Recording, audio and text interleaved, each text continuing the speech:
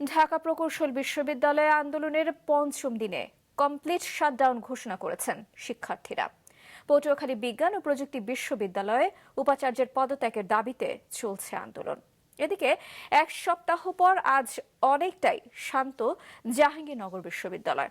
বিস্তারিত দেখুন ডেস্ক রিপোর্টে। শিক্ষার্থীদের দেওয়া ব্লকেট কর্মসূচির দ্বিতীয় দিনে নতুন উপাচার্য মোহাম্মদ ইকবালের ক্যাম্পাসে আসার গুঞ্জনে ফের উত্তপ্ত হয়ে ওঠে ঢাকা প্রযুক্তি ও প্রকৌশল বিশ্ববিদ্যালয় ডুয়েট। এরপরই আন্দোলনরত শিক্ষার্থীরা কমপ্লিট শাটডাউন ঘোষণা করে। নতুন উপাচার্য নিয়োগকে কেন্দ্র করে পঞ্চম দিনের মতো আন্দোলন করছেন শিক্ষার্থীরা। আমরা ওই সাস্টিয়ান ভাইদেরকে ডিসঅ্যাপয়েন্টেড করতে চাই না যে ভাইরা তাদের একজন শিক্ষক এসে আমাদের কাছে অপমানিত হয়ে যাবে।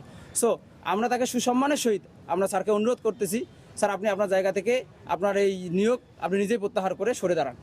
এদিকে ডুয়েট ক্যাম্পাসে সংঘর্ষ, সরকারি কাজে বাধা ও অগ্নিসংযোগের ঘটনায় গতকাল পুলিশ বাদী হয়ে 250 জনের বিরুদ্ধে মামলা দায়ের করেছে। তবে এখন পর্যন্ত কেউই গ্রেপ্তার হয়নি। যে ক্ষতিগ্রস্ত হয়েছে সে মামলা করছে, পুলিশ একটি মামলা করছে, আরো যে 2 জন ক্ষতিগ্রস্ত হয়েছে আমরা জেনেছি, তাদের মামলা করার জন্য বলেছি। ভিসির অপসারণ সহ 3 দফা দাবিতে টানা নবম দিনের মতো আন্দোলন চালিয়ে যাচ্ছে পটুয়াখালী বিজ্ঞান ও প্রযুক্তি বিশ্ববিদ্যালয়ের শিক্ষার্থীরা। দাবি না মানলে বিশ্ববিদ্যালয় শাটডাউন করার ঘোষণা দেন তারা।